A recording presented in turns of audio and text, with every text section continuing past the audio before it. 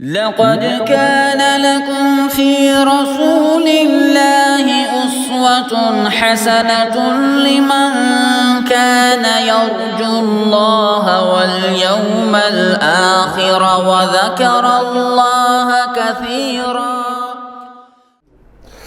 السلام علیکم ورحمۃ اللہ وبرکاتہ. بسم اللہ والصلاۃ والسلام علی رسول اللہ. اما بعد فاعوذ باللہ السمیع العلیم من الشیطان الرجیم من حمزہ ونفخہ ونفثہ. بسم اللہ الرحمن الرحیم. رب اشرح لی صدری ویسر لی امری واحلل عقدۃ من لسانی یفقہوا قولی. رب زدنا علما رب زدنا علما رب زدنا علما. اللہم فقہنا فی الدین. اللہم انا نسألک علما نافعا ورزقا طیبا وعملا متقبلا. اللہم انفعنا بما علمتنا وعلمنا ما ينفعنا وزدنا علما. اللہم انا نعوذ بک من علم لا ينفع ومن قلب لا يخشع ومن نفس لا تشبع ومن دعوة لا يستجاب لها. اللہم لا سهل الا ما جعلته سهلا وانت تجعل الحزن اذا شئت سهلا. اللہم ارنا الحق حقا وارزقنا اتباعه وارنا الباطل باطلا وارزقنا اجتنابه. اللہم الہمنا رشدنا وعائذنا من شرور انفسنا. درود پڑھیں جی. اللہم صلی علی محمد وعلی آل محمد کما صلیت علی ابراہیم وعلی آل ابراہیم انک حمید مجید. اللہم بارک علی محمد وعلی آل محمد کما بارکت علی ابراہیم وعلی آل ابراہیم انک حمید مجید.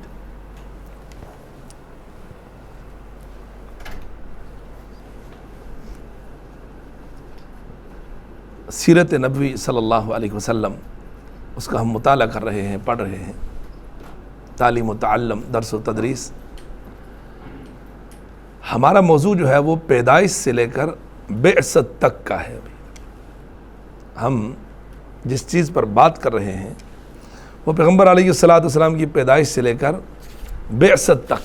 بعثت کا مطلب آپ کو نبوت ملی ہے وہاں تک. یاد رکھنا اس کو. تو اس کو مکمل کرنے کے بعد پھر ہم بعثت کے بعد کی جو سیرت ہے وہ آپ کو بتائیں گے انشاءاللہ. ٹھیک ہے. پہلی بات اس اعتبار سے آپ پیغمبر علیہ السلام کی زندگی کے دو حصوں میں تقسیم کر لیں، محمد بن عبداللہ اور محمد الرسول اللہ. ٹھیک ہے. تو ابھی تک ہم محمد بن عبداللہ پڑھ رہے ہیں. ٹھیک ہے جی. ہم کافی پیدائش سے لے کر بعثت تک کا ایریا کور کر چکے ہیں.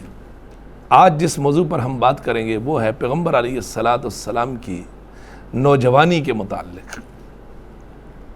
ٹھیک ہے. اللہ اکبر. یہ جو نوجوانی کا ایک مرحلہ ہوتا ہے یہ عظیم الشان مرحلہ ہوتا ہے. ٹھیک ہے. یاد رکھو اس کو. اور یہ اللہ پروردگار کی طرف سے ایک نعمت ہوتی ہے، چونکہ اس کو الشاب شعبۃ من الجنون اس کو کہا گیا کہ جوانی دیوانگی ہے. جوانی دیوانگی ہے. یاد رکھو. ہم پہلے جوانی کے اوپر تھوڑی بات کر لیتے ہیں. سورۃ الانبیاء پارہ نمبر 17 میں اللہ رب العالمین نے حضرت ابراہیم علیہ السلام کا ذکر کیا. ٹھیک ہے. جب انہوں نے اپنی قوم کا جو معبد خانہ تھا، بت کدہ، جہاں انہوں نے بت رکھے ہوئے تھے، اس کے اندر داخل ہو کر تمام بتوں کو توڑ دیا. ایسا ہی ہے. اس کا ذکر اللہ رب العالمین نے قرآن مجید میں کیا. فَجَعَلَهُمْ جُذَاذًا إِلَّا كَبِيرًا لَهُمْ. جُذَاذًا. ٹھیک ہے. ذال کے ساتھ. جُذَاذًا. ٹکڑے ٹکڑے کر دینا. اس وجہ سے لوگوں کو کبھی کسی کو جزاک اللہ نہ بولنا، جزاک اللہ بولنا. ٹھیک ہے. زا کے ساتھ، ذال کے ساتھ نہیں. جزاک اللہ کا مطلب ہوتا ہے اللہ آپ کو جزائے خیر عطا فرمائے، اور جزاک اللہ کا مطلب ہوتا ہے اللہ آپ کو ٹکڑے ٹکڑے کر دے. ٹھیک ہے. تو اس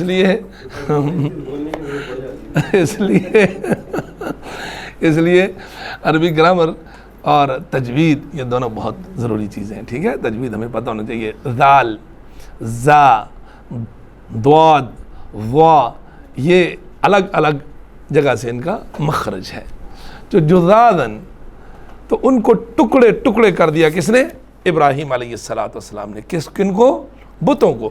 الا کبیر اللہم، سوائے بڑے بت کے. وہ کلہاڑا، وہ جس سے توڑا بتوں کو کہتے ہیں کہ اللہ قفاسہ فی عنقہ، اس کی گردن میں لٹکا کے آ گئے. اللہ اکبر. بعد میں کیا کہا جی؟ لعلہم الیہ یرجعون قالوا من فعل هذا بآلہتنا انہ لمن الظالمین. جب وہ میلے سے واپس آئے، کیونکہ یہ بھی آپ کو پتا قرآن مجید ہی میں یہ چیز ذکر ہے، جب وہ اپنے اس میلے پر جا رہے تھے تو انہوں نے ابراہیم کو کہا تھا کہ آپ ہمارے ساتھ جاؤ سلام اللہ علیہ. ٹھیک ہے. قال انی سقیم، میں بیمار ہوں، نہیں جاؤں گا. ٹھیک ہے. تو چونکہ ان کے ذہن میں پلان کچھ اور تھا، منصوبہ کچھ اور تھا. یہاں پر انہوں نے کیا قالوا من فعل هذا بآلہتنا، ہمارے خداؤں کا یہ حشر کس نے کیا؟ وہ خدائی کیا ہوا جس کا یہ حشر ہو؟ ہیں جی. انہ لمن الظالمین، جس نے بھی کیا وہ بہت بڑا ظالم ہے. ہمارے معبد خانے میں داخل ہو کر ہمارے بتوں کو توڑ دیا. کیونکہ مسلمان جو ہوتا ہے نا، یاد رکھو، وہ بت پرست نہیں ہوتا، وہ بت شکن ہوتا ہے. کیا ہوتا ہے؟ بت شکن ہوتا ہے. بتوں کو توڑنے کے لیے اللہ رب العالمین نے پیغمبر علیہ السلام کی بعثت فرمائی. ایسا ہی ہوا کیا؟ فتح مکہ کے روز آپ نے بتوں کو نہیں توڑا؟ کیا آپ بتوں کو نہیں گرایا؟ اسلام کی دعوت ہی یہی ہے. توحید کا بنیادی نقطہ یہ ہے. موسیٰ علیہ السلام کوہ طور پر گئے، پیچھے سامری نے پوری قوم کو بچڑے کی پوجا پہ لگا دیا. موسیٰ علیہ السلام نے جب سامری سے خطاب کیا اور اس کو کیا کہا تھا؟ وانظر الی الہک الذی ظلت علیہ عاکفا لنحرقنہ ثم لننسفنہ فی الیم نسفا انما الہکم اللہ الذی لا الہ الا ہو. سامری کو دھمکی لگائی، یہ جو خدا جس کو تو نے بنا کر پوری قوم کو گمراہ کر کے رکھا ہوا، تو دیکھ میں اس کے ساتھ کرتا کیا ہوں، کیا کروں گا؟ لَنُحَرِّقَنَّهُ، میں اس کو جلا کے راکھ کر دوں گا. اللہ اکبر. اب راکھ تو کر دی، جل گیا نہیں. ثُمَّ لَنَنْسِفَنَّهُ فِي الْيَمِّ نَسْفًا، اس کی راکھ کو اٹھا کر دریا میں بہا دوں گا، اس کا نام و نشان تک مٹا دوں گا. یہ کس نے کیا؟ موسیٰ علیہ السلام. پڑھو جا کر سورہ طٰہٰ پارہ نمبر 16، آپ کو سب کچھ مل جائے گا اس میں. یعنی صرف اس کو توڑا نہیں، صرف اس کو جلایا نہیں، صرف اس کی راکھ نہیں، اس کا نام و نشان تک مٹا کے رکھ دیا. یعنی ایک مسلمان لا الہ الا اللہ پڑھنے والا، اس کے دل میں توحید کا اتنا بڑا درس ہوتا ہے، اتنا بڑا جذبہ ہوتا ہے، اتنی زیادہ اس سے محبت ہوتی ہے اس کو. من فعل هذا بآلہتنا انہ لمن الظالمین، ہمارے خداؤں کا یہ حشر کس نے کیا؟ جس نے بھی کیا وہ ظالم ہے. قالو، یہ آپ کو بتانے والی بات ہے. موضوع ہمارا کیا ہے؟ پیغمبر علیہ السلام کی جوانی، یہی ہے موضوع ہے ہمارا. قالوا سمعنا فتى يذكرهم يقال له ابراہیم. اللہ اکبر. قوم نے کہا سمعنا فتن، ہم نے ایک نوجوان کو سنا ہے، یذکرهم، جو ان بتوں کا ہمیشہ تذکرہ کرتا تھا، اس کے خلاف بات کرتا تھا. یقال له ابراہیم، اس جوان کا نام کیا ہے؟ ابراہیم سلام اللہ علیہ. سورۃ الانبیاء. قالوا فاتوا به علی اعین الناس لعلهم یشهدون، اس کو لوگوں کے سامنے لے کر آؤ تاکہ لوگ اس کو دیکھیں تو صحیح یہ کون ہے جس نے ہمارے خداؤں کا یہ حشر کیا. قالوا اانت فعلت هذا بآلہتنا یا ابراہیم، قوم نے کہا اے ابراہیم سلام اللہ علیہ، کیا آپ نے ہمارے خداؤں کے ساتھ ایسا کیا؟ قال بل فعلہ کبیرہم هذا فاسألوہم ان کانوا ینطقون. حضرت ابراہیم علیہ السلام نے فرمایا یہ جو کچھ کیا ہے یہ سب بڑے بت کی بدماشی ہے. یہ جو کلاڑا اپنے کندھے پہ رکھ کے بیٹھا ہوا ہے یہ اسی نے کیا ہے. فاسألوہم، اس سے پوچھو جا کر. اللہ اکبر. فاسألوہم ان کانوا ینطقون، اگر وہ بولتے ہیں. یہ ہوتا ہے پن لگانا، یہ بھی ایک دعوت کا طریقہ ہے. اگلے بندے کو یہ باور کرا دینا کہ جو تم کر رہے ہو وہ غلط ہے. یہ انبیاء و رسول کو اللہ نے ایک حکمت عطا کی تھی، اور ابراہیم علیہ السلام کی حکمت الم تر الی الذی حاج ابراہیم فی ربہ ان آتاہ اللہ الملک اذ قال ابراہیم ربی الذی یحیی و یمیت قال انا احیی و امیت۔ ابراہیم علیہ السلام نے کہا میرا رب وہ ہے جو زندگی اور موت کا مالک ہے، جس کے ہاتھ میں زندگی اور موت ہے۔ قال انا احیی و امیت، اس نے کہا اس سے بڑی یہ کون سی بڑی بات ہے، میں بادشاہ ہوں، جس کو چاہوں مار دوں، جس کو چاہوں چھوڑ دوں۔ کہتے اس کے قید خانے میں دو لوگ تھے، کو پھانسی ہونی تھی، دوسرے کو چھوڑنا تھا، جس کو چھوڑنا تھا اس کو پھانسی چلا دیا، جس کو پھانسی چڑھنا تھا اس کو چھوڑ دیا۔ انا احیی و امیت۔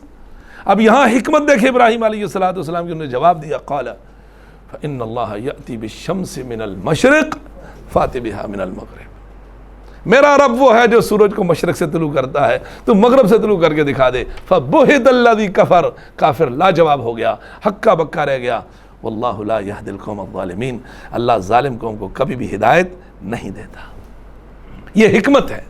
فاسألوہم، پوچھو ان سے، ان کانوا ینطقون، اگر یہ بولتے ہیں، یہ بتائیں گے ان کے ساتھ کس نے کیا ہے۔ اللہ اکبر۔ جواب دیا فرجعوا الی انفسہم فقالوا انکم انتم الظالمون۔ ابراہیم علیہ السلام اپنی دعوت میں کامیاب ہو گئے۔ فرجعوا الی انفسہم، کیا کہتا اللہ کا فرمان ہے، انہوں نے اپنے دلوں کے اندر ہی غور و فکر کرنا شروع کر دیا۔ یار یہ بندہ بات تو ٹھیک کہہ رہا ہے۔ فقالوا، دل ہی دل میں انہوں نے اپنے متعلق کہا انکم انتم الظالمون، واقعی تم بے وقوف، تم واقعی ظالم ہو۔ اللہ اکبر۔ ثم نکسوا علی رؤوسہم، یہ شرمندگی ہے، پھر شرمندہ ہوئے۔ اس کی ترجمانی یہ ہوگی لقد علمت ما هؤلاء ينطقون، ابراہیم آپ کو تو پتا ہے یہ تو بولتے ہی نہیں بیچارے۔ دیکھا، ثم نکسوا علی رؤوسہم، اس کا مطلب یہ ہوتا ہے وہ شرمندہ ہوئے، لاجواب ہو گئے۔ قالوا، بولے، اللہ اکبر، لقد علمت، ثم نکسوا علی رؤوسہم لقد علمت ما هؤلاء ينطقون قال افتعبدون من دون اللہ ما لا ينفعکم شیئا ولا یضرکم، تم اللہ کو چھوڑ کر ان کو پوچھتے ہو جو نہ تمہیں نفع دے سکتے ہیں نہ تمہیں نقصان دے سکتے ہیں۔ اگلی بات ابراہیم علیہ السلام نے بڑی سخت کی، اف لکم ولما تعبدون من دون اللہ، تف ہے تم پر اور ان پر جن کی تم اللہ کو چھوڑ پر عبادت کرتے ہو۔ تو این جوانی کا ٹائم تھا۔ اللہ اکبر۔ افلا تعقلون، پھر وہی بات ہے، انسان بڑبڑاتا ہے، اس کے بعد طاقت ہوتی ہے، وہ کیا کرتا ہے؟ طاقت استعمال کرتا ہے۔ جب جواب نہ رہے، جب ہر قسم کے آپشن ختم ہو جائیں، جب انسان کو یہ پتہ چل جائے وہ غلطی پر ہے لیکن اس کے پاس پاور ہے، وہ غلطی نہیں مانتا، وہ کیا کرتا ہے؟ پھر اپنی پاور کو استعمال کرتا ہے۔ ایک اصول یاد رکھنا، بہت بڑی بات بتا رہا ہوں آپ جب غلطی پر ہو، آپ جب غلطی پر ہو، اس کے باوجود آپ اپنی پاور کو استعمال کر رہے ہو، نمبر ایک آپ ظالم بن جاتے ہو۔ کیا بن جاتے ہو؟ ظالم۔ نمبر دو، وہ شخص جس پر آپ ناجائز ظلم اور زیادتی کر رہے ہو، اس کا کچھ نہیں بگاڑ سکتے، تمہارا بگڑ جائے گا۔ یاد رکھو، اس کو تھوڑا ٹائم ضرور لگے گا، چونکہ بڑے جہاز کو ڈوبتے ہوئے ٹائم لگتا ہے۔ یاد رکھو، قالوا حرقوہ، فوراً کیا کہا انہوں نے؟ اس کو آگ میں ڈال کر جلاؤ۔ وانصروا آلہتکم، اپنے خداؤں کی مدد کرو، ان کنتم فاعلین۔ قلنا یا نار کونی بردا وسلاما علی ابراہیم، یہ ہے وہ مقام جس کا جگہ کا نام ہے عراق، عراق کی سرزمین اور، یہ وہ علاقہ ہے جہاں ابراہیم علیہ السلام کی بستی تھی، جہاں ان کو آگ میں ڈالا گیا تھا۔ قلنا، ہم نے کہا، آگ کا کام کیا ہے؟ جلانا۔ ابراہیم کو جلایا؟ نہیں۔ سمندر کا کام ڈبونا، بنی اسرائیل کو ڈبویا؟ نہیں۔ چھری کا کام ذبح کرنا، اسماعیل کو ذبح کیا اس نے؟ نہیں۔ چونکہ اللہ کی مخلوق اللہ کے حکم کی محتاج ہے، یاد رکھو، نفع اور نقصان نہیں دے سکتی جب تک اللہ نہ چاہے۔ قلنا یا نار کونی بردا وسلاما علی ابراہیم، یا دو باتیں ہیں، ہم نے کہا اے آگ کونی بن جا، بردن ٹھنڈی، صرف ٹھنڈی نہیں، سلامن، ایک ٹھنڈ یہ ہے، ایک فریج کے اندر ہے، فریج کے اندر ایک گھنٹہ بیٹھو گے نا کلفی بن جاؤ گے، یہاں بیٹھو گے مسئلہ ہی نہیں ہے آپ کو۔ یہ ہے بردوں و سلاما، ایسی ٹھنڈی جس کے اندر سلامتی ہو۔ کس پہ بھیجا؟ علی ابراہیم، ابراہیم علیہ السلام پر۔ اللہ اکبر۔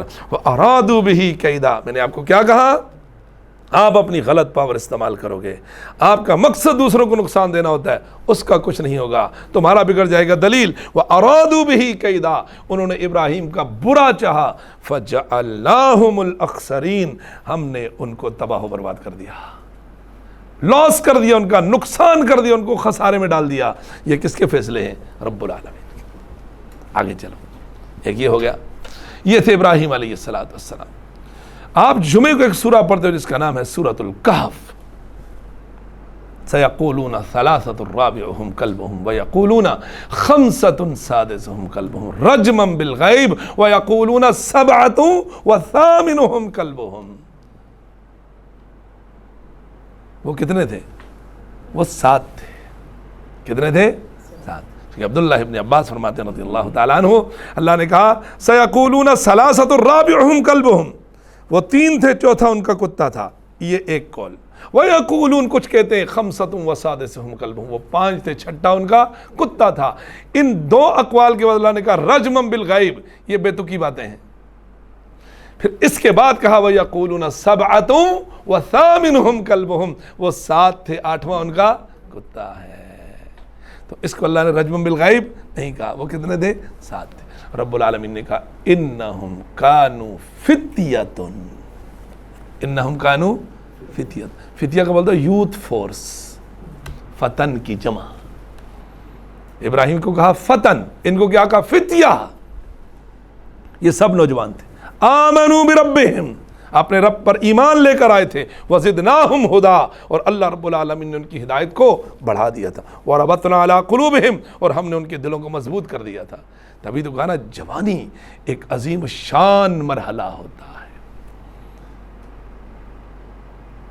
امام بخاری اور مسلم دونوں نے اپنی اپنی صحیحین کے اندر ایک روایت بیان کی، اس روایت کو متفق علیہ کہتے ہیں۔ اس کے راوی ابو ہریرہ رضی اللہ تعالی عنہ، پیغمبر علیہ السلام فرماتے ہیں سبعۃ یظلہم اللہ یوم لا ظل الا ظلہ، 7 قسم کے لوگ ایسے ہیں پروردگار روز قیامت ان کو اپنے عرش عظیم کا سایہ نصیب فرمائے گا، جس روز اللہ کے عرش کے سائے کے علاوہ کسی اور چیز کا سایہ نہیں ہوگا۔ وہ 7 لوگوں میں سے ایک، وشاب نشأ فی عبادت اللہ، وہ جوان جس نے اپنی جوانی اللہ کی عبادت میں گزار دی۔ اللہ اکبر، جوانی میں عبادت،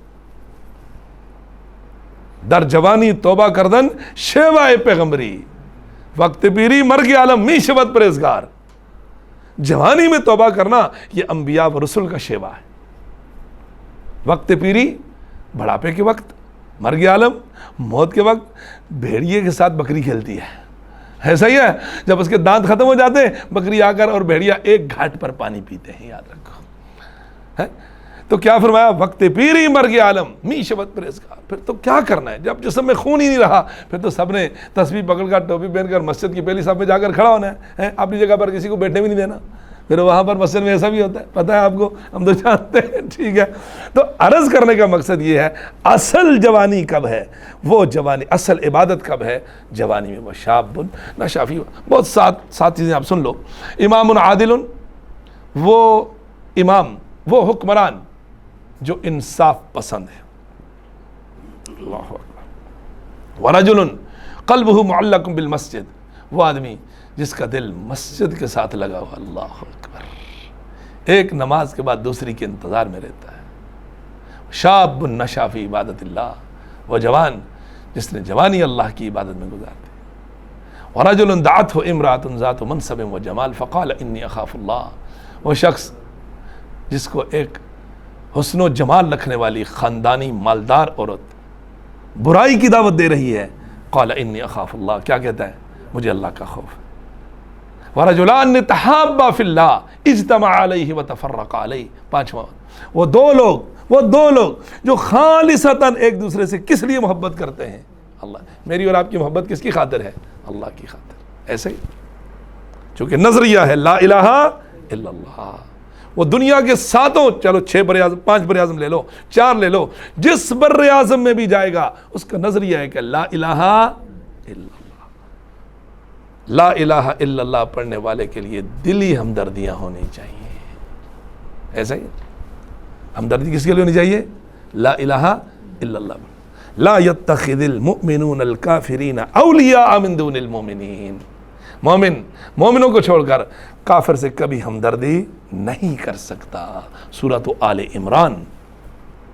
لا تجد قوما یؤمنون باللہ والیوم الآخر یوادون من حاد اللہ ورسولہ. آپ کو دنیا میں ایسے لوگ نہیں ملیں گے جو کلمہ بھی پڑھتے ہوں اور اللہ اور اس کے رسول کے دشمنوں سے ہمدردیاں بھی کرتے ہوں. وہ کیسا مسلمان ہے یار؟ پڑھو سورۃ المجادلہ پارہ 28 جا کر. الولاء والبراء، اللہ کے لیے محبت اور اللہ کے لیے ناراضگی. وہ دو لوگ تحابا فی اللہ خالصتاً ایک دوسرے سے محبت کرتے ہیں. کس کی خاطر؟ اللہ. کوئی مال منال جاہ و جلال کچھ درمیان میں کچھ نہیں، خالصتاً اللہ کے لیے. اجتماع علیہ، اسی محبت پہ جمع ہوتے ہیں، وتفرق علیہ، اسی پہ جدا ہو جاتے ہیں. یہ کتنے ہو گئے؟ 5. چھٹا ورجل تصدق بصدقۃ فاخفاها. چھٹا وہ ہے جس نے اللہ کے راستے میں صدقہ اور خیرات کیا، نفلی صدقہ، نفلی. فاخفاها، اس کو چھپایا، پوشیدہ رکھا. حتی لا تعلم شمالہ ما تنفق یمینہ، اس کے الٹے ہاتھ کو پتہ ہی نہیں ہوتا سیدھے ہاتھ نے کیا دیا ہے. اللہ اکبر. کتنے ہو گئے؟ 6. نمبر 7 ورجل ذکر اللہ خالیا ففاضت عیناہ، وہ شخص جس نے خلوت اور تنہائی میں اللہ کو یاد کیا، رات کے اندھیرے میں، تاریکی میں. وتذکر اسم ربک وتبتل الیہ تبتیلا، اللہ کی طرف متوجہ ہے، رجوع ہے. ففاضت عیناہ، بے اختیار اس کی آنکھوں سے آنسو ٹپک پڑے. اللہ کو یاد کر کے تنہائی کے عالم، آنکھوں سے آنسو ٹپک پڑے. اپنی زندگی کو یاد کر کے، اپنے ماضی کو یاد کر کے، اللہ اور اس کے رسول کی نافرمانیوں کو یاد کر کے. پروردگار اس کو بھی اپنے عرش عظیم کا سایہ نصیب. 7، یہ 7 وہ خوش نصیب. مجھے بتاؤ ان 7 میں سے کون سا کام ہے جو ہماری پہنچ سے باہر ہے؟ کوئی ایک کام ہے؟ اللہ اکبر. جوانی. روز قیامت پروردگار مجھ سے اور آپ سے، ہر انسان سے 5 سوال کرے گا. کتنے؟ 5. نمبر 1، تجھے عمر دی تھی تو نے کہاں لگائی؟ نمبر 2، تجھے جوانی دی تھی تو نے جوانی میں کیا کیا؟ اس جوانی کے بارے میں سوال ہوگا. تجھے علم دیا تھا تو نے اس علم پر کتنا عمل کیا؟ کتنے ہو گئے؟ 3. تو نے مال کہاں سے کمایا تھا؟ 4. اس کو کہاں لگایا تھا؟ 5. یہ سوال ہوگا. تو جوانی ایک عظیم الشان مرحلہ ہوتا ہے، یاد رکھو. جس ملک کے ہم رہنے والے ہیں یہاں 60% نوجوان ہیں، یاد رکھو. کتنے؟ 60%. تو پیغمبر علیہ السلام کی جوانی، جو ہی آپ علیہ السلام جوانی میں داخل ہوئے تو مکہ کی سرزمین پر ایک جنگ ہوئی تھی. اس کا نام ہے حرب فجار. کیا نام ہے؟ حرب فجار. فا جیم الف را. حرب مین جنگ. اچھا جی، اس کا نام حرب فجار کیوں رکھا گیا؟ فجار فاجر سے ہے. فاجر کا مطلب ہوتا ہے گنہگار. فاجر و فاسق، ٹھیک ہے. اللہ کی حدود کو توڑنے والا، اللہ کی حرمتوں کو پامال کرنے والے کو کیا بولتے ہیں؟ فاجر. سورۃ التوبہ میں اللہ رب العالمین کا فرمان ہے، ان عدت الشہور عند اللہ 12 شہرا فی کتاب اللہ یوم خلق السماوات والارض منها 4 حرم ذلک الدین القیم فلا تظلموا فیہن انفسکم. اللہ نے جب سے آسمان و زمین کو بنایا ہے، اس کائنات کو رب العالمین نے جب سے بنایا ہے، تبھی سے اللہ رب العالمین نے سال کے اندر 12 مہینے ہی مقرر کیے. جب سے کائنات بنی ہے کتنے مہینے سال میں؟ 12. 12 شہر فی کتاب اللہ، لوح محفوظ میں. یوم خلق السماوات والارض، جب سے اس نے آسمان و زمین کو بنایا. منہا 4 حرم، ان میں سے 4 مہینے حرمت والے ہیں. 3 لگاتار ہیں اور ایک بیچ میں ہے، ذی القعدہ، ذی الحج، محرم لگاتار، اور رجب. کتنے مہینے ہو گئے؟ 4. اب ان 4 مہینوں کے اندر اللہ رب العالمین نے جنگ و جدل اور قتال سے منع کیا ہوا.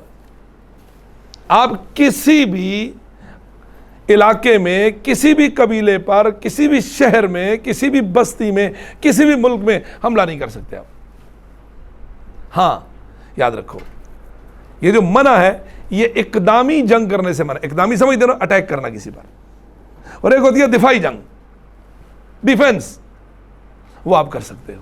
اگر کسی نے ان مہینوں کی حرمت کو پامال کر کے آپ پہ جنگ مسلط کر دی, پھر آپ یہ نہیں سوچو گے کہ یہ حرمت کا مہینہ ہے, چونکہ حرمت کے مہینے کی پامالی آپ نے نہیں کی, سامنے والے نے کی ہے, پھر اس کو مارنا ہے. بھلے یہ حرمت کی پامالی وہ حرم کے اندر ہی کیوں نہ کرے. یہ تو 4 مہینے نا, حدود حرم تو قیامت تک کے لیے حرام ہے. فَإِن قَاتَلُوكُمْ فِيهِ فَاقْتُلُوهُمْ. اللہ فرماتا ہے اگر دشمن حرم کی حدود کو پامال کر کے اندر داخل ہو جائیں تو مسلمانوں کو اجازت ہے فَاقْتُلُوهُمْ, پھر تم ان کو مار دو. كَذَلِكَ جَزَاءُ الْكَافِرِينَ. تو حرمت کے مہینوں کے اندر آپ جنگ و جدل نہیں کر سکتے. اس جنگ کا نام فجار اس وجہ سے رکھا گیا تھا کہ مکہ والوں نے اس جنگ کو حرمت کے مہینوں میں برپا کیا تھا. حرمت کے مہینوں میں برپا کرنے کی وجہ سے اس کا نام کیا بن گیا؟ فجار. اچھا, یہاں ضمن ایک بات اور بھی سمجھ کے جاؤ, یہ اسلامی مہینہ جس سے ہم گزر رہے ہیں اس وقت وہ سفر کا مہینہ ہے. ایسا ہی سفر کے مہینوں کو فنعوذ باللہ منحوس کہا جاتا ہے, نامبارک کہا جاتا ہے. پہلی بات تو یہ ہے کہ یہ وجہ سمجھے کہ اس مہینے کو نامبارک کیوں کہا جاتا ہے, یہ سمجھے آپ اس کو. یہ پہلا سوال ہے. ذی القعدہ, ذی الحج اور محرم 3 مہینے لگاتار حرمت کے ہیں, ٹھیک. اب جو ہی سفر کا چاند طلوع ہوتا تھا جنگ و جدل اور لوٹ مار شروع ہو جاتی تھی. سفر کا چاند طلوع ہوا, جنگ و جدل, لوٹ مار شروع ہو گئی. ارے یار یہ تو مہینہ ہی برا ہے. ارے مہینے کی کیا غلطی تم نے خود نے کی ہے, اور غلطی ڈال دی تم نے مہینے کے اوپر. اللہ کے پیغمبر صلی اللہ علیہ وسلم کی حدیث ہے, جس طرح بولتے نا ہر مہینے کی دعا. اچھا یہاں ایک بات اور بھی سنو. کچھ لوگ کیا کرتے ہیں کہ جب نیا سال شروع ہوتا ہے, اسلامی نیا سال, وہاں بولتے ہیں کہ نئے سال کی دعا. آپ کا میڈیا ایسا بتا رہا ہوتا, اللہم احلہ علینا بالامن والایمان والسلامت والاسلام والتوفیق لما تحب وترضى ربی وربک اللہ. دعا ٹھیک ہے, اس سے جو معنی اخذ کیا گیا ہے وہ غلط ہے. یہ نئے سال کی دعا نہیں ہے, یہ نئے مہینے کی دعا ہے.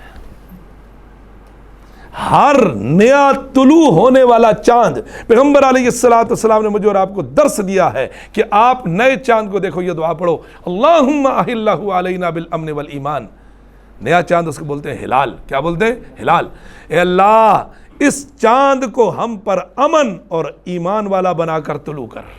والسلامت والاسلام, پورا مہینہ سلامتی اور اسلام پر عمل کرنے والا بنا دے. والتوفیق لما تحب وترضى, اللہ ہمیں اس پورے مہینے میں وہ اعمال کرنے کی توفیق بخش جو تجھے پسند ہوں, جس سے تو راضی ہو جائے. غیر مضلین ولا ضالین, اے اللہ اس پورے مہینے میں نہ ہم کسی کو گمراہ کرنے والے بنے اور نہ کوئی ہمیں گمراہ کر سکے. ربی وربک اللہ, اے چاند میرا رب بھی اللہ اور تیرا رب بھی اللہ. کیا سفر کے مہینے میں یہ دعا نہیں پڑھنی چاہیے؟ پھر منحوس کیسے ہو گیا؟ آپ تو دعا کر رہے ہو احلہ علینا بالامن والایمان والسلامت والاسلام والتوفیق لما تحب وترضى غیر مضلین ولا ضالین ربی وربک اللہ. تو کوئی مہینہ منحوس نہیں ہے. آپ نے فرمایا لا عدوى ولا طیرہ ولا سفر ولا ہام, کوئی بیماری متعدی نہیں ہے. متعدی کا مطلب ہوتا ہے ایک سے دوسرے کو لگنے والی, لگ سکتی ہے اللہ کے حکم سے, لیکن ہمارا ایمان عقیدہ یقین یہ نہیں لگے نا. صحابی نے کہا اللہ کے پیغمبر صلی اللہ علیہ وسلم, اس نے اونٹوں کو الگ کیا نا, کچھ خارش زدہ اونٹ تھے, کوئی ٹھیک اونٹ تھے. بھائی الگ کیوں کر رہے ہو؟ ان کی وجہ سے ان کو خارش لگ رہی ہے. آپ نے سے پوچھا فمن اجرب الاول, سب سے پہلے اونٹ کو جو خارش لگی تھی وہ کہاں سے لگی تھی؟ وہ کہاں سے؟ ٹھیک ہے, لا عدوہ, یعنی احتیاط ضرور کرنی ہے, لیکن ہمارا ایمان عقیدہ اور یقین یہ نہیں ہونا چاہیے کہ اللہ کے حکم کے بغیر کچھ نہیں ہو سکتا. یہ ہمارا ایمان ہے, عقیدہ اور یقین. ولا طیرہ, بدفالی لینا ہے, یہ دن خراب ہے, یہ مہینہ خراب ہے, یہ ٹائم خراب ہے. اللہ اکبر. کالی بلی نے راستہ کاٹ لیا, حالت خراب ہو گئی. گاڑی کے پیچھے کالا کپڑا باندھ دیا, وہ بچے کے جوتے لٹکا دیے مکان کے اوپر, اعوذ باللہ, کالے نشان لگا دیے. ولا طیرہ, بدفالی مت لو. ولا سفر, حدیث کے الفاظ, سفر کا مہینہ منحوس نہیں ہے. ولا حام، حام وہ پرندہ ہے جس کو آپ الو بولتے ہو. ایسے ہی مجھے کسی نے بتایا واللہ عالم، کہتے ہیں کہ ہمارا پڑوسی ملک جو چائنا ہے وہاں الو یہ جو پرندہ ہے اس کو قسمت کی دیوی کہا جاتا ہے اور ہم اس کو منحوس بولتے ہیں. آپ نے فرمایا ایسا کچھ نہیں ہے. اگر کسی کو بہت ہی زیادہ خوف ہو کسی چیز کے بارے میں وہ یہ دعا پڑھے اللہم لا طیر الا طیرک ولا خیر الا خیرک ولا الہ غیرک. نفع نقصان کا مالک صرف اللہ ہے اور تیرے علاوہ کوئی معبود برحق نہیں. تو حرب فجار تو سفر کے مہینے کو منحوس کیوں سمجھتے تھے؟ جنگ و جدل شروع ہو جاتا. اصل میں یاد رکھو یہ نحوست کا مطلب ہوتا ہے کسی چیز کا نامبارک ہونا، کسی چیز کا نامبارک. اللہ نے قوم عاد کے بارے میں فرمایا ہم نے ان پر ہوا چلائی تھی فی ایام نحسات، فی ایام نحسات، نامبارک دنوں میں. وہ جو دن ان کے لیے نامبارک ہوا وہ ان کے اعمال کی وجہ سے ہوا ہے. اس مبارک اور نامبارک کی ایک مثال اور سنو. اللہ رب العالمین وَأَوْحَيْنَا إِلَى مُوسَىٰ أَنِ اضْرِب بِعَصَاكَ الْبَحْرَ، ہم نے حکم دیا وحی کی موسیٰ کو سلام اللہ علیہ اپنا ڈنڈا مارو سمندر پر. مارا فن فلقا، ان فلقا ینفلق کا مطلب ہوتا ہے پانی کے اندر ڈنڈا مارو، یہ حصہ ادھر اور یہ حصہ پھٹ جاتا ہے نا، پانی ادھر ادھر ہوتا ہے، اس کو انفلاق بولتے ہیں. قل اعوذ برب الفلق بھی اسی سے ہے. فن فلقا پانی پھٹا، فکان کل فرق کالطود العظیم. یہ جو پانی پھٹا یہ پانی ادھر برفانی تودا بن گیا اور یہ ادھر برفانی تودا بن گیا اور درمیان میں راستہ. جب بنی اسرائیل کا آخری بندہ پار ہو گیا اور فرعون کا آخری بندہ اندر ہو گیا، ہم نے پانی کو ملا دیا. جگہ ایک ہے، وقت بھی ایک ہے، دن بھی ایک ہے، مہینہ اور سال بھی ایک ہے، آگے پیچھے تو نہیں تھا نا. وہی مقام بنی اسرائیل کی نجات کا باعث بنا اور فرعون اور آل فرعون کی تباہی کا باعث بنا. کس وجہ سے؟ اعمال کی وجہ سے. ہم جو غلطیاں کرتے ہیں نا اس کی تکلیف ہم پہ آتی اور ہم اس کو نام دیتے تھے کس کا؟ نحوست کا، نامبارک ہونے کا. کیسے ہو سکتا ہے ایسا؟ ہاں دعا پڑھو اللہم انی اعوذ بک من یوم السوء ومن لیلۃ السوء ومن ساعۃ السوء ومن صاحب السوء ومن جار السوء فی دار المقامہ ومن ولد یکون علی ربا ومن مال یکون علی عذابا ومن زوج تشیبنی قبل المشیب. اے اللہ برے دن سے تیری پناہ، بری رات سے تیری پناہ، برے وقت سے تیری پناہ، ٹھیک ہے، اور برے پڑوسی سے تیری پناہ، بری صحبت سے تیری پناہ، صاحب السوء. اللہ اس اولاد سے تیری پناہ جو ہماری باپ بن بیٹھے. وَأَعُوذُ بِكَ مِن وَلَدٍ يَكُونُ عَلَيَّ رَبًّا، اللہ اس بچے سے تیری پناہ جو میرا ہی باپ بن جائے. وَمِن مَالٍ يَكُونُ عَلَيَّ عَذَابًا، اللہ میں تیری پناہ مانگتا ہوں اس مال سے جو میرے لیے عذاب بن جائے. وَمِن زَوْجٍ تُشَيِّبُنِي قَبْلَ الْمَشِيبِ، اللہ اس بیوی سے تیری پناہ جو مجھے بڑھاپے سے پہلے ہی بوڑھا کر دے. یہ دعائیں کس نے سکھائی ہیں؟ محمد الرسول اللہ صلی اللہ علیہ وسلم. تو کوئی چیز منحوس نہیں ہوتی. اس مہینے میں نہ کاروبار کی شروعات کرتے ہیں، نہ شادیاں کرتے ہیں، نہ منگنیاں کرتے ہیں، نہ کوئی اور کام کرتے ہیں منحوس. اگر کسی نے ذی الحج میں کر لی ہے، ربیع الاول میں کیا کی، اس کے باوجود اللہ نہ کرے طلاق ہوگی، کوئی اور مسئلہ ہوگا تو اس کا کیا مطلب ہے؟ ٹھیک ہے، یہ جتنی طلاقیں ہوتی ہیں کیا ساری سفر کے مہینے میں شادیاں ہوتی ہیں؟ ایسا تو نہیں ہے. تو اس لیے ان چیزوں کو آپ سمجھیں. تو جنگ فجار جو تھی وہ بنو کنانہ اور قریش، کنانہ سمجھتے ہو نا، بنو کنانہ اور قریش ایک لحاظ سے کیس اعلان کے درمیان ایک جنگ ہوئی جسے فجار کا نام دیا گیا، کیونکہ اس جنگ میں فریقین نے باہمی حرمتوں کی پاوالی روا رکھی تھی. ایک تو اللہ کی حرمت کے مہینوں کو پامال کیا اور دوسرا اللہ نے میری اور آپ کی بھی حرمت رکھی ہوئی ہے نا، عزت ہے، جان ہے، سب چیز حرمت ہے، پامال کر کے رکھ دیا. تو سبب اس کا یہ تھا کہ کہتے ہیں کہ ایک قریشی مارا گیا تھا. اس جنگ کی وجہ سے ایک قریشی مارا گیا تھا.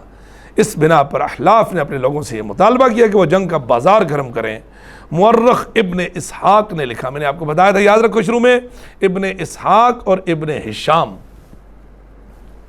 دو مورخ ہیں، ابن اسحاق اور ابن حشام، یہ دو مورخین ہیں جنہوں نے سیرت پر سب سے زیادہ کام کیا ہے. جس نے سیرت کی کتاب لکھی ہے ان دونوں سے لیا. یہ پانی کا کنواں ہے جہاں سے لوگوں نے پانی حاصل کیا ہے، ابن حشام اور ابن اسحاق. کہتے ہیں کہ جب یہ جنگ بڑھ گئی تو رسول اللہ صلی اللہ علیہ وسلم کی عمر مبارک 20 سال تھی. جوانی کی پیک پر تھے الحمدللہ. کتنے سال تھی؟ 20 سال. 20 ایئرز آپ کی عمر تھی. اور یہ ابن اسحاق کا بیان ہے. ابن حشام نے 14 یا 15 سال عمر بتائی ہے. 14، 15 یا 20. رسول اکرم صلی اللہ علیہ وسلم بھی چند دن اپنے چچاؤں کے ساتھ اس جنگ میں شریک ہوئے، کیونکہ جنگ کے جو کرنے والے تھے، ٹھیک ہے، وہ محمد رسول اللہ صلی اللہ علیہ وسلم کا پورا خاندان تھا. بنو کنانہ آپ کا خاندان ہے، قریش آپ کا خاندان ہے. آپ علیہ السلام نے خود فرمایا کنتو انبل علی امامی، میں اپنے چچاؤں کو تیر پکڑایا کرتا تھا. اس جنگ میں تیر پھینکتے تھے نا جب نا، اٹھا اٹھا کر ان کو دیتے تھے. بس اب تو ٹیکنالوجی کا دور ہے، اب تو ڈس گیا ختم، پورا پٹا چلتا ہے، نکل گیا سا. اس وقت اٹھا کر دیتے تھے اور وہ تیر پھینکنے والا. جس طرح ایک حدیث ہے، حضرت سعد بن ابی وقاص رضی اللہ تعالیٰ عنہ اللہ کے راستے میں تیر چلا رہے تھے. اللہ کے پیغمبر صلی اللہ علیہ وسلم ترکش سے تیر نکال کر ان کو دے رہے تھے. کس کو؟ سعد بن ابی وقاص رضی اللہ تعالیٰ عنہ. اور یہ واحد صحابی ہے جس کو یہ اعزاز اور مقام حاصل ہے. جتنے بھی صحابی تھے وہ رسول اللہ صلی اللہ علیہ وسلم کو کہا کرتے تھے فدا کا ابی و امی یا رسول اللہ، اللہ کے پیغمبر صلی اللہ علیہ وسلم آپ پر ہمارے ماں باپ قربان ہو جائیں. اللہ اکبر. یہ واحد صحابی ہے سعد بن ابی وقاص رضی اللہ تعالیٰ عنہ. عشرہ مبشرہ ہے، مستجاب الدعوات، ان کی ہر دعا قبول ہوتی تھی. یاد رکھو سعد بن ابی وقاص کی ہر دعا قبول ہوتی تھی. یہ مستجاب الدعوات تھے. اللہ کے پیغمبر صلی اللہ علیہ وسلم ان کو تیر تھما رہے تھے اور ساتھ ساتھ کہہ رہے تھے فدا کا ابی و امی، سعد تجھ پر محمد کے ماں باپ قربان ہو جائیں صلی اللہ علیہ وسلم. یہ واحد صحابی، اس کا نام کیا ہے؟ سعد بن ابی وقاص رضی اللہ عنہ. ان کو تھوڑا سا ایک بڑائی ان کے دل میں آئی کہ میرا بڑا مقام ہے، چونکہ بہت بڑے مالدار تھے. سعد بن ابی وقاص بہت بڑے مالدار تھے اور لمبی عمر پائی انہوں. عشرہ مبشرہ میں سے رسول اللہ صلی اللہ علیہ وسلم کے بڑے قریبی رشتہ دار بھی تھے سعد بن ابی وقاص. ان کو لگا مجھے جو مقام اور مرتبہ ملا ہے میری بہادری کی وجہ سے ملا. بڑے بہادر تھے. اللہ اکبر. کنت اول العرب من رما سہما فی سبیل اللہ، میں پہلا عربی نوجوان ہوں جس نے اللہ کے راستے میں تیر پھینک کر جہاد کی ابتدا کی تھی. اللہ اکبر. ان کو لگا مجھے یہ مقام ملا میری اس وجہ سے ملا. اللہ کے پیغمبر صلی اللہ علیہ وسلم نے ان کو کلیئر کیا، ان کی کریکشن کی. ساتھ سنو، حل تنصرون وترزقون الا بدعاء ضعفائکم. یہ اللہ تمہیں جو مقام، شان اور مرتبے دیتا ہے، یہ اللہ جو تمہیں مال و منال دیتا ہے، اہل و عیال دیتا ہے، کاروبار و تجارت، روزی رزق میں برکات دیتا ہے، کبھی اس کی وجہ سمجھی ہے؟ وجہ کیا ہے؟ الا بدعاء ضعفائکم. تمہارے جو کمزور اور چھوٹے طبقے کے لوگ ہوتے ہیں نا، جب آپ ان سے تعاون اور مدد کرتے ہو، وہ آپ کے لیے دعائیں کرتے ہیں، یہ سب کچھ ان کی دعاؤں کا نتیجہ ہے. یاد رکھو کس کا نتیجہ ہے؟ الا بدعاء ضعفائکم، ضعیف کی جمع. اسی وجہ سے کہا انظروا الی من هو اسفل منکم، اس کو دیکھو جو تمہارے نیچے ہے. ولا تنظروا الی من هو اعلی منکم، جو تم سے اوپر ہے مت دیکھو. نیچے دیکھو گے تو کیا ہوگا؟ فہو اجدر اللہ تکون نعمت اللہ فی اعینکم، اللہ تزدروا نعمت اللہ فی اعینکم. جب تم نیچے دیکھو گے اللہ کی نعمتوں کی قدر تمہارے دل میں آئے گی. موٹر سائیکل والا سائیکل والے کو دیکھے گا شکر ادا کرے گا، ایسا ہی ہے نا. موٹر سائیکل والا مہران والے کو دیکھے گا نا، بولے گا میرے پاس تو کچھ بھی نہیں ہے. فَهُوَ أَجْدَرُ أَلَّا تَزْدَرُوا نِعْمَةَ اللَّهِ فِي أَعْيُنِكُمْ. نیچے دیکھو گے اللہ کی نعمتوں کی ناقدری نہیں آئے گی، تمہارے دل میں اللہ کی نعمت کی قدر آئے گی. یہ جو مدد ہوتی ہے کس کی وجہ سے ہوتی ہے؟ ضعیف لوگوں کی دعاؤں کی وجہ سے. اس لیے معاشرے میں دیکھنا آج کل حالات بہت برے ہیں. اتنے ضعیف اور کمزور، آپ کے حلقہ احباب میں جو ہیں رات کے اندھیرے میں جا کر مدد کرو۔ آج ہی بتایا تھا صدقہ کرتا ہے اس کو اتنا چھپاتا ہے، الٹے ہاتھ کو پتہ نہیں ہوتا، سیدھے ہاتھ نے کیا دیا، الذین ينفقون اموالهم باللیل والنہار سرا وعلانیہ فلہم اجرہم عند ربہم ولا خوف علیہم ولا هم يحزنون۔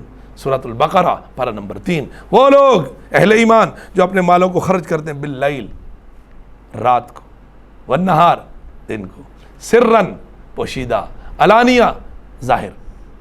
لیل پہلے آیا، نہار بعد میں، سر پہلے ہے، علانیہ بعد میں۔ رات کے اندھیرے میں کسی کو پتہ نہیں لگتا۔ اب پورا میڈیا سیل ساتھ لے کر جانا، پوری گاڑی لے کر جانا ضروری نہیں ہوتی ہے۔ فَلَهُمْ أَجْرُهُمْ عِنْدَ رَبِّهِمْ، ایسوں کے لیے اجر ہے ان کے رب کے ہاں، وَلَا خَوْفٌ عَلَيْهِمْ وَلَا هُمْ يَحْزَنُونَ، نہ خوف ہوگا نہ غم ہوگا۔ آپ علیہ الصلوۃ والسلام نے فرمایا كُنْتُ أَنْبُلُ عَلَىٰ آمَامِي، میں اپنے چچاؤں کو تیر پکڑایا کرتا تھا۔ اللہ اکبر۔ جنگ فجار طویل عرصے تک جاری رہی، چنانچہ ابن اسحاق اور ابن حشام کے اقوال میں تطبیق بھی ممکن ہے۔ اس جنگ کی ابتدا کے وقت آپ کی عمر تقریباً 15 سال، کہتے ہیں کہ اختتام کے وقت 20 سال تھی، یعنی کم از کم یہ جنگ 5 سال چلی ہے۔ ایک مورخ نے لکھا آپ کی عمر کتنی تھی؟ 20 سال، دوسرے نے لکھا کتنی تھی؟ 15 سال۔ ہاں تطبیق یہ ہے جب جنگ شروع ہوئی تو عمر کتنی تھی؟ 15 سال، ختم ہوئی تو 20 سال، یعنی گویا کہ 15 سے 20 سال کا عرصہ ہے جنگ فجار کا۔ قابل توجہ بات یہ ہے کہ اس جنگ میں براہ راست لڑائی میں حصہ لینے کے حوالے سے رسول اللہ صلی اللہ علیہ وسلم کا کہیں کوئی ذکر نہیں، براہ راست کہ آپ کھڑے ہوں اور تیر پھینک رہے ہوں۔ اللہ اکبر۔ حالانکہ آپ کی لڑائی کی عمر یعنی بلوغت کو پہنچ چکے تھے۔ علامہ سہیلی یہ بھی ایک امام گزرے ہیں، انہوں نے اس کی علت بیان کی ہے، یہ جنگ کافروں کے درمیان تھی، دونوں کافر آپس میں لڑ رہے تھے، اور اللہ تعالیٰ نے کسی مومن کو اجازت نہیں دی کہ وہ اعلاء کلمۃ اللہ کے علاوہ کسی اور مقصد کے لیے لڑائی کرے۔ مومن کس کے لیے لڑے گا؟ من قاتل۔ حدیث کو سنو، یا رسول اللہ، اللہ کے پیغمبر صلی اللہ علیہ وسلم، شہید کون ہے؟ اللہ کے راستے میں قتال کس کو کہا جائے گا؟ اللہ کے راستے میں جنگ کس کو کہی جائے گا؟ من قاتل لتکون کلمۃ اللہ ہی العلیٰ فہو فی سبیل اللہ۔ اللہ کے پیغمبر فی سبیل اللہ جنگ کون سی ہے؟ فرمایا جو لڑا اس مقصد کے لیے تاکہ اللہ کا دین غالب آ جائے، اللہ کا کلمہ بلند ہو جائے، فہو فی سبیل اللہ۔ کیونکہ اسلام غالب ہونے کے لیے ہے، مغلوب ہونے کے لیے۔ شہادت ہے مقصود و مطلوب مومن، نہ مال غنیمت نہ کشور کشائش۔ مقصد کیا ہے؟ اللہ کا دین غالب ہو جائے اور میں شہید ہو جاؤں۔ ایک شہادت زبان سے ہوتی ہے لا الہ الا اللہ، اور ایک خون سے دینی ہوتی ہے، یہ شہادہ ہے۔ اللہ جان تو نے دی تھی، میں نے تیری دی ہوئی جان تیرے راستے میں لگا کر یہ ثابت کر دیا کہ میں تجھے معبود برحق مانتا ہوں۔ اسی وجہ سے آپ نے فرمایا جنتی جنت میں جائیں گے، جنت میں جانے کے بعد کوئی بھی جنتی دنیا میں واپس آنے کی تمنا نہیں کرے گا سوائے شہید کے۔ اللہ اکبر۔ وہ جنت میں جانے کے بعد بھی اللہ کو کہے گا اللہ ایک مرتبہ دنیا میں واپس بھیج، مجھے تیرے راستے میں پھر شہید ہونا ہے۔ وہ لذت، وہ مزہ جو تیرے راستے میں شہادت کے وقت آیا، اللہ اکبر، اسے پھر حاصل کرنا ہے۔ ایک حدیث میں آپ علیہ الصلوۃ والسلام نے فرمایا اللہ کے راستے میں کٹنے والا، آپ اس کے جسم کو نا چھلنی کر دو، چور چور کر دو۔ مسلم کی روایت ہے، اس کو اپنے زخموں پر اتنی تکلیف ہوتی ہے جس طرح تم میں سے کسی کو چونٹی کے کاٹنے سے ہلکی سی تکلیف ہوتی ہے، بس۔ یہ میرے نبی کے الفاظ ہیں صلی اللہ علیہ وسلم۔ تبھی تو ہم ایک بالکل وہ حضرت جعفر طیار کے دونوں بازو کٹ گئے، ارے یار بازو کٹ کے بندہ پھر بھی چل رہا ہے، کیونکہ اللہ کے پیغمبر فرماتے ہیں یہ معجزاتی کیفیت۔ کمس سے کرسا، کرسا کا مطلب ہوتا ہے وہ چونٹی، جیسے اس کو کاٹ دیا تمہیں ہلکی سی خارش ہوتی ہے، اوپر سے کجلی سی ہوتی ہے، بس اتنی تکلیف ہوتی ہے۔ اللہ، آپ کچھ کہہ رہے ہیں؟ رضی اللہ تعالیٰ غربر میں غالباً یہ بدر تھی یا کوئی اور ایسی جنگ تھی، اب جنگ مجھے صحیح تعین نہیں ہے، لیکن ایک جنگ تھی۔ جنگ میں رسول اللہ صلی اللہ علیہ وسلم کو تیر تھما رہے تھے اور وہ اللہ کے راستے میں پھینک رہے تھے، اور اللہ کے پیغمبر فداک ابی و امی ہیں۔ ان کا نام سعد بن ابی وقاص بھی ہے۔ ابو وقاص ان کے والد کی کنیت ہے، نام ان کا مالک تھا، ان کو سعد بن مالک بھی کہا جاتا ہے، سعد بن ابی وقاص اور سعد بن مالک، ٹھیک ہے۔ تو علامہ سہیلی نے کیا لکھا جی کہ اعلاء کلمت اللہ کے علاوہ کسی اور مقصد کے لیے لڑائی نہیں ہے، یاد رکھو۔ اللہ ہم سب کی حفاظت فرمائے۔ میرا خیال ہے کہ اگر چچاؤں کو تیر پکڑنے والی روایت صحیح بھی ہو تب بھی اللہ کے رسول صلی اللہ علیہ وسلم کی اس جنگ میں شرکت محض علامتی تھی، ٹھیک ہے۔ آپ براہ راست یہ جو دوسری بات ہے یہ سیرت النبوی علی ابن ہشام ہے، کہتے ہیں کہ یہ جو اللہ کے پیغمبر فرماتے ہیں نا صلی اللہ علیہ وسلم کہ میں اپنے چچاؤں کو تیر تھمایا کرتا تھا، اس کی سند میں بہت زیادہ اختلاف ہے، یاد رکھو۔ اس جنگ میں اپنے چچاؤں کو تیر پکڑایا کرتا تھا، یہ روایت جو ہے یہ ابن ہشام نے ذکر کیا ہے، اس کو کہتے ہیں کہ بلا سند بھی اور ضعیف بھی ہے، واللہ عالم، یہ میرے رب کو معلوم ہے، اللہ ہی جانتا ہے کیا صحیح ہے اور کیا غلط ہے، یاد رکھو، ٹھیک ہے جی۔ کہتے ہیں منقطع کا مطلب ٹھیک ہے کٹی ہوئی ہے، درمیان میں راوی جو ہے وہ حذف ہے، 3-4 ہیں تو 1-2 راویوں کا پتہ ہی نہیں ہے۔ آپ براہ راست کے دال میں شریک نہیں ہوئے، اس کا جواز صرف یہ ہو سکتا ہے کہ آپ کا اس محاربے میں شریک ہونا مقامات مقدسہ اور دیگر محارم کے دفاع میں تھا۔ اگر آپ اس جنگ میں شریک بھی ہوئے ہیں تو آپ کا مقصد یہ تھا تاکہ حرم کے حدود کو پامال نہ کیا جا سکے، چونکہ حدود حرم اس اسلام کی وجہ سے تھوڑی ہیں، حدود حرم تو جب سے اللہ نے حرم بنایا ہے تب سے وہ حرم ہی ہے، ایسا ہی ہے نا، اللہ رب العالمین نے اس کو بیت اللہ الحرام کہا ہے نا، جعل اللہ الکعبۃ بیت الحرام قیاما للناس، وہ بیت الحرام اس کا پرانا نام ہے۔ تو کس وجہ سے؟ تاکہ کفار جو ہیں وہ حرم کے حدود کو پامال نہ کریں، خصوصاً جب کہ قیس اعلان ہی نے ابتدا میں ظلم کا ارتکاب کیا تھا، اور مظلوم کی مدد کرنا تمام انبیاء اور مصلحین کا امتیاز رہا ہے، ایسا ہی ہے۔ یہ ہوگی جنگ فجار، آپ جوانی کے مقام پر تھے، آپ جب جوان ہوئے تو تاریخ نے ہمیں یہ بتایا ایک جنگ ہوئی، جنگ فجار۔ اچھا، ایک اور بہت بڑا پیغمبر علیہ السلام کی جوانی کے ٹائم میں ایک اور بڑا واقعہ رونما ہوا، اس واقعے کا نام تاریخ نے حلف الفضول رکھا ہے یا حلف الفضول، فضول فضل سے ہے، اس سے مطیبین کا حلف بھی کہتے ہیں۔ پیغمبر علیہ السلام کی جوانی کے ایام میں ایک حلف ہوا تھا، حلف کا مطلب یہ ہوتا ہے کسی کام پر عہد کرنا، قسم اٹھانا۔ مسند احمد کی روایت ہے کہ رسول اللہ صلی اللہ علیہ وسلم نے فرمایا میں اپنے چچاؤں کے ساتھ مطیبین کے حلف میں شریک ہوا تھا، اللہ اکبر، ٹھیک ہے جی۔ اچھا، کہتے ہیں کہ مطیبین اس کس وجہ سے کہا جاتا تھا کہ بیت اللہ الحرام کے اندر نے خوشبو پہلے لگائی تھی، اور خوشبو لگانے کے بعد بہت سے لوگ آ کر وہاں بیٹھے تھے، اور بیٹھ کر وہاں انہوں نے کوئی میٹنگ کی تھی، اور میٹنگ کا ذکر آگے آ رہا ہے۔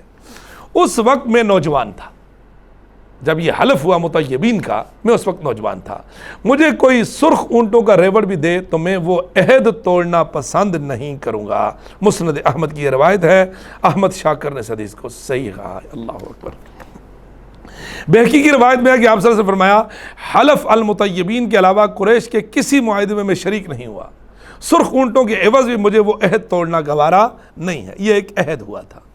امام بہقی نے اللہ اکبر اس حدیث کی وضاحت کرتے ہوئے لکھا، چند سیرت نگاروں نے کہا اس عہد سے مراد حلف الفضول ہے، کیونکہ نبی کریم صلی اللہ علیہ وسلم نے حلف المطیبین کا دور نہیں پایا، ٹھیک ہے۔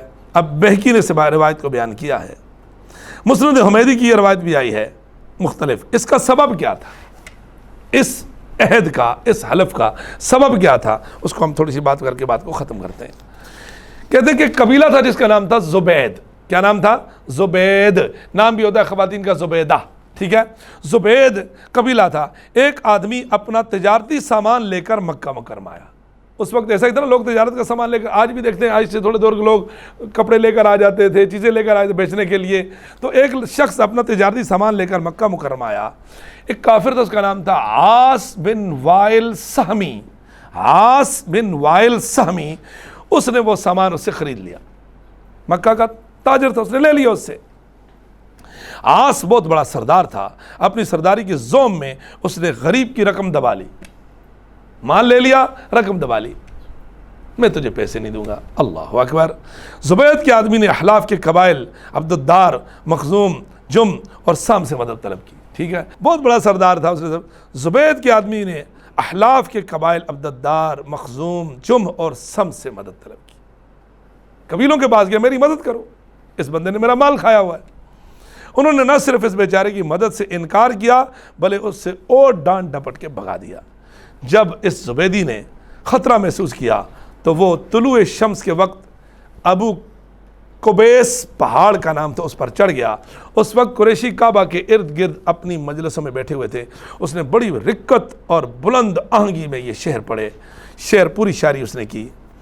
اس کے شعر کو، شاعری کو سن کر اللہ اکبر، زبیر بن عبد المطلب، زبیر بن عبد المطلب، یہ نام آپ نے پہلے بھی سنا ہوگا، یہ اللہ کے پیغمبر صلی اللہ علیہ وسلم کے چچاؤں میں سے ایک چچا تھے جن کا نام زبیر تھا۔ ایک زبیر بن عوام تھے جو رسول اللہ صلی اللہ علیہ وسلم کے پھوپھیزاد بھائی تھے اور آپ کے ہم زلف بھی تھے۔ یہ زبیر بن عبد المطلب اٹھ کھڑے ہوئے اور کہنے لگے، کیا اسے بے یار و مددگار چھوڑا جا سکتا ہے؟ اس پر قریش، زہرہ اور تیم عبداللہ بن جدعان کے گھر اکٹھے ہوئے اور آپس میں معاہدہ کیا کہ وہ مظلوم کی مدد کے لیے یکجان رہیں گے۔ اللہ، قریشی اکٹھے ہو گئے، حتیٰ کہ ظالم سے مظلوم کا حق واپس نہ دلا دیں تب تک ہم چین اور سکون سے نہیں بیٹھیں گے۔ وہ اس معاہدے پر اس وقت تک قائم رہیں گے جب تک سمندر میں پانی کی ایک بوند بھی باقی۔ یہ مبالغہ ہوتا ہے کسی بھی چیز کے اندر ہے، اور جب تک سبیر اور ہرا پہاڑ اپنی جگہ پر قائم ہیں، جب تک قیامت نہیں آتی ہم مظلوم کی مدد کرتے رہیں گے۔ اللہ اکبر۔ اور یہ کہ وہ امور روزگار میں بھی ایک دوسرے کی ڈھارس بندھائیں گے۔ یہ معاہدہ ماہ حرام ذی القعدہ جو ذی الحج سے پچھلا مہینہ اس میں طے ہوا، اور قریش نے اس معاہدے کو حلف الفضول کا نام دیا، کیونکہ ان کا کہنا تھا یہ لوگ ایک فضیلت والے کام پر اکٹھے ہوئے ہیں۔ پھر یہ لوگ عاص بن وائل کے پاس گئے اور اس سے مظلوم کا سامان چھین کر اس کے سپرد کیا۔ دعا کریں کہ اللہ ہمیں بھی کوئی ایسا عطا فرما دے جو ہمارا چھینا ہوا مال ہمیں مل جائے واپس۔ ٹھیک ہے، اس کا نام حلف الفضول تھا، چونکہ ایسا معاہدہ تھا جو انتہائی فضیلت کا حامل تھا۔ جزاک اللہ خیر۔ انشاءاللہ اس کو البدایہ والنہایہ کے اندر ابن کثیر نے بیان کیا ہے، ٹھیک ہے جی، اور ابن سعد کی روایت کے اندر بھی یہ چیز موجود ہے، طبقات الکبریٰ۔ اگلی کلاس میں انشاءاللہ حلف الفضول پر اور بات کریں گے۔ دعا کریں کہ اللہ رب العالمین ہم سب کا آنا بیٹھنا سننا قبول فرمائے، نیک عمل اچھی سمجھ کی توفیق عطا فرمائے، خاتمہ بالخیر فرمائے، خاتمہ بالایمان فرمائے۔ یا اللہ ایک بنا نیک بنا، بیماروں کو شفا عطا فرما، جو مر گئی ان کی مغفرت فرما۔ سبحانک اللہم و بحمدک، اشہد ان لا الہ الا انت، استغفرک و اتوب الیک۔ السلام علیکم ورحمۃ اللہ وبرکاتہ۔ جزاک اللہ خیر، بہت شکریہ۔ لقد كان لكم في رسول الله أسوة حسنة لمن كان يرجو الله واليوم الآخر وذكر الله كثيرا۔